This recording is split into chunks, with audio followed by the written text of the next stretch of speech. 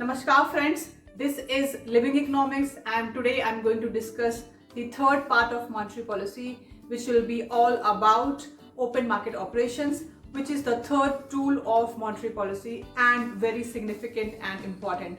Why I said it is significant? Because it has been observed since ages that the central bank of the country mostly uses this particular tool to increase money supply when there is expansionary monetary policy and to decrease money supply from the economy when there is contractionary monetary policy. Open market operation is buying and selling of government securities like bonds in the public. So we have open market purchase and open market sale under open market operations. Central bank go for open market purchase when it tries to expand the economy through expanding money supply. It goes for open market sale when it tries to contract the money supply under contractionary monetary. Let us see this with the help of illustration. So let's go. So let us start our illustration. Okay, you can see this is CB, means central bank. There's a line, so we have a CB.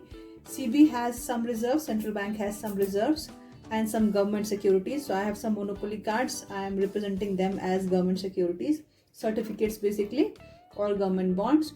We have BS. BS means banking system. You can see there is some money over here which is visible, whereas the money in the central bank is not visible. This money is the actual total money supply. Right now we can see 20 coins are there, 5, 510, 515, 520. 20 coins are there as the money supply. The public, which includes the individuals and the private companies or private sector, also has some government security which they have bought from central bank some time ago. Right now, let us have the status quo that this is the situation where the public has some government bonds with them and the money supply which they may have with themselves, or they have deposited the entire money in the bank. So this is representing the banking system. Now when central bank wants to expand the money supply, they will prefer open market purchase. On the other hand, when central bank wants to contract the money supply or reduce the money supply from banking system, they will perform open market sale. Right? Now let's see what happens when central bank tries to, increase money supply following expansionary monetary policy to recover the economy from recession. Okay, so central bank will purchase government bonds from the public. Right, now let us assume that each monopoly card or each government security is equal to 1 coin. For the sake of simplicity, when each card is equal to 1 coin, and when central bank wants to purchase this card, they will give money in exchange of this card. So let's say out of all the cards, they have purchased 5 cards. Central bank have purchased under open market operation 5 cards from the public, maybe individual or maybe the private companies or private sector. Now these cards purchase means central bank will give 5 coins in exchange of these 5 cards, as we have already assumed that 1 card is equal to 1 coin. So you can see now this card will go to central bank and 5 coins will come in the banking system. Earlier we had 20 coins, now we have 25 coins. So you have seen how open market purchase of government securities by the central bank from the public has increased the money supply in the system. This money maybe is with public or maybe in the commercial bank deposited by the public. Whatever is the scenario, there is a greater money supply in the economy, in the banking system. When money supply increases, interest rate goes down, and therefore it also motivates the investors to invest more. It also motivates the borrowers to borrow more, and therefore consumption and investment part of aggregate demand or GDP will increase, and this may help in recovering the economy from recession.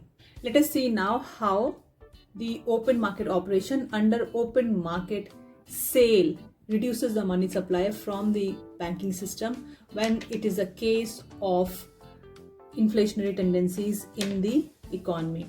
So when there is open market sale, central bank will issue some of the securities to the public. Now let us assume again, for the sake of simplicity, that one card is equal to one coin.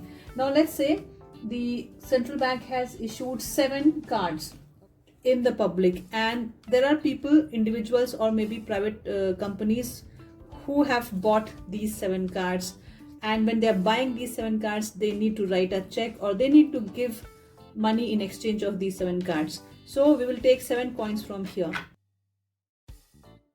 Now these 7 coins will go to the Reserve Bank or to the central bank of the country, right?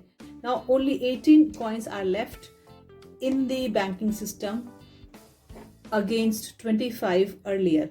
So you can see how money supply has shrinked when central bank sold some government securities in the open market, and you have seen how money supply expands when central bank buys some securities from the public sector which it had already issued some time ago. So this is what is called as open market operation. Thank you very much. I hope you have understood this illustration. I have tried my best to explain it, how open market operations work. This is, out of the 3 monetary tools we have discussed, this is the most effective tool because it directly increases or decreases the money supply, unlike lending rates or CRR, which goes through the commercial bank. I hope you have understood the concept of the monetary policy and the tools which are used to increase the money supply and decrease the money supply as per the need.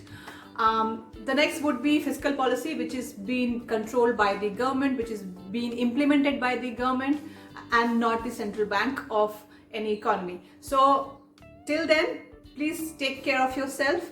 See you. Bye.